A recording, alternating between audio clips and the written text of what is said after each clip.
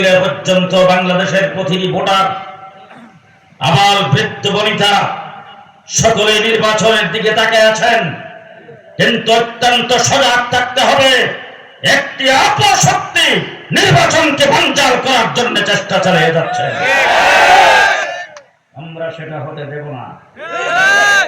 কথা আসতে বলেন, বাইরের লোক যেন না শুনে।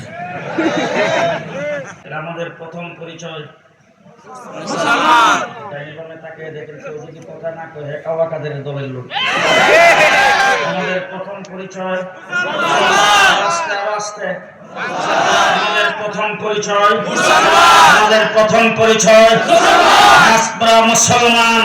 যদি মুসলমানিত্বটাকে বুকে ধারণ করে রাখতে পারেন, সত্যিকার অর্থে যদি ইমানদার হয়ে থাকেন, সত্যিকারের যদি মুসলমান হয়ে থাকেন, ভক্তরা যদি মুসলমান হয়ে থাকে, আপনি যেই দলেরই হন না কেন, জন্মগ্রহণ করার পরে যদি আপনার ডান কানে আযান আর বাম কানে যদি ইকামত দিয়ে থাকে, তাই আজকে পরিষ্কার ভাষায় বলতে চাই, হাসিনা যেখানে যায় বসছেন সেখান থেকে ষড়যন্ত্র করবেন 26 গুণ বেশি বাংলাদেশ থেকে বড় ভারত। কিন্তু আমরা যদি বুক টান করে দাঁড়াই, আর যদি একটা কথা বলি, আমরা মুসলমান, আমাদের কেল্লা দেখায় দেব ইসলাম।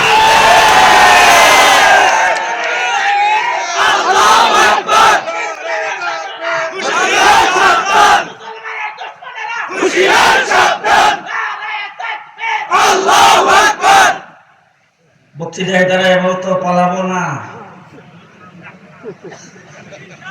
আওয়ামী লীগ পালায় না, আমরা বাঙালি মুসলমান।